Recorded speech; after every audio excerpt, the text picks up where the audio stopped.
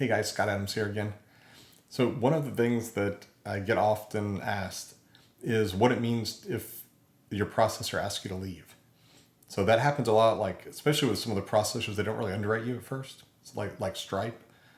If you just fill out their basic form and you don't really match the kind of business they like, then they might ask you to move on just because they don't support your business type. So this is an example of, in a way, a friendly way of asking you to go, and doesn't really cause damage to your business other than that you have to move. But there's a much more serious side to all this, in that the word, you may have heard the terms like terminated merchant file, TMF, match list, just match, all sorts of things, blacklist. There's a lot of different terms that bounce around. Those are the main ones. But in that case, that's a big deal.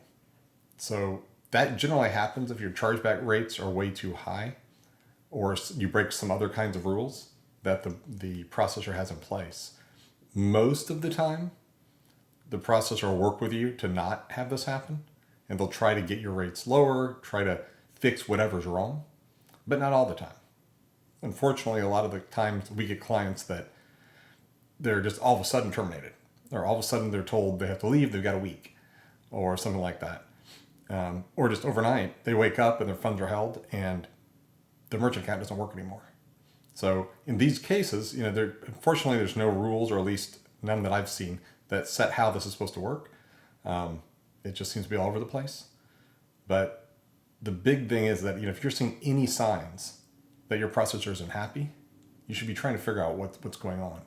And better yet, as you start your relationship with a new processor, you should be working with them hand in hand. It ideally is a partnership, right? They want your volume to grow so they make more money. So, they do not want you to have high chargebacks, because, they actually have to have a rate maintained as well. When we always talk about, 0.9% nowadays for the merchant. Well, the processors have very similar rules that they have to follow for their whole portfolio and for each bin that they carry.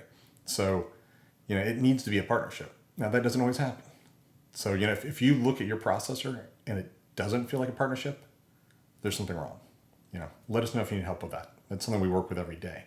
But kind of back to the initial topic, being, the terminated merchant file, that's Visa side. MasterCard has what they call match. And those just basically mean that the merchant has been terminated from their merchant account, generally for cause. So like high chargebacks.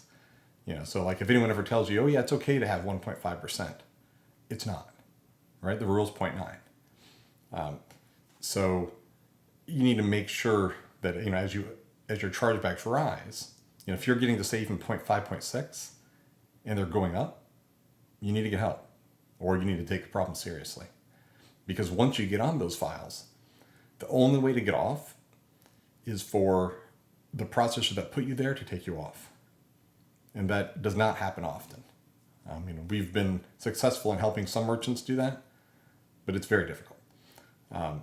Another thing to remember too with that is that it's not just that company.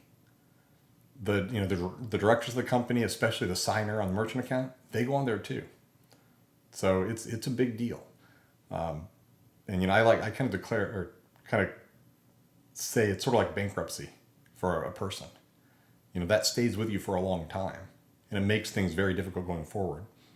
So, just as your rates go up, if you have any problems with your merchant account, definitely work with your processor. And if you need help with that, let us know, or find somebody else that you trust and that knows this industry to help you, because it's not fun.